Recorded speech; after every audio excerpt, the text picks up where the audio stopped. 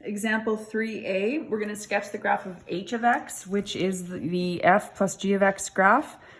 So f of x and g of x are given in this question.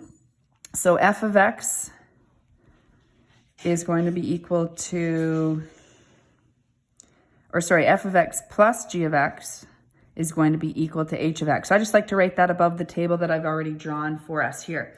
So what we're going to do is we're going to choose x values.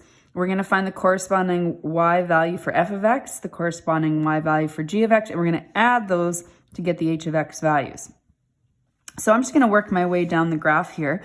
I want to pick points that line up nice along x values. So for example, the x value of 6 has two integer values for the y value. So I'm going to choose the x value of 6, and the f of x value is 4, g of x at 6 is 2. So when we add those, we get 6. I'm going to continue doing that. So I'm going to go along here. 4 is another point, 2 points that line up nicely. So I'm going to choose an x value of 4. The f of f graph, it is 2. And on the g of x graph, we're at y. So when we add those, we get 3. We're definitely going to choose the x value of 2 because then intercepts are important values. And we happen to have 0 for f of x and g of x. 0 plus 0 is 0. Let's continue on. Negative 1 is not a good point. We'd be estimating that one, but we definitely want to pick where x equals 0. So that's another intercept.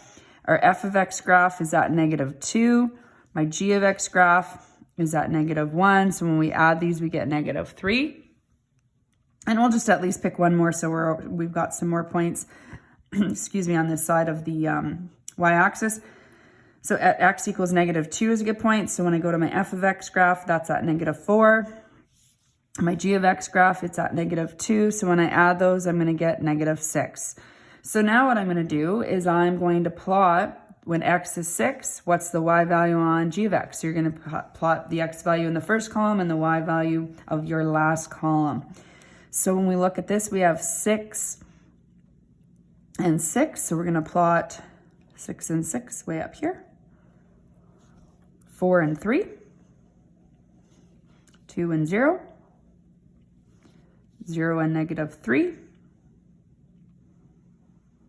and negative 2, negative 6. So when two linear graphs are added together, you actually have another linear graph in this case here, and this is your graph of h of x. So really what you did was you're just going to remember that you're going to add the y value. So if you don't want to necessarily make a table every time, you can just line up points. So for example, if I choose 6 at x equals 6, I know I'm going to line up another point there. I can just say 2 plus 4 is 6, and I can plot that point at 6. I can go to where x equals 4, and I can say 1 plus 2, plot the point 3. 0 plus 0 is 0. Negative 1 plus negative 2, and I plotted the point negative 3. Negative 2 plus negative 4, and I plotted the point negative 6. So that's what I could have done for this graph. I also want to point out this would have worked on the previous example. So if I just turn this over and you have a take a look here, I could have done that for subtraction here as well. So for example, this was f of x minus g of x. So I could have taken the f of x graph. So I'll take this point. It's a nice point to use.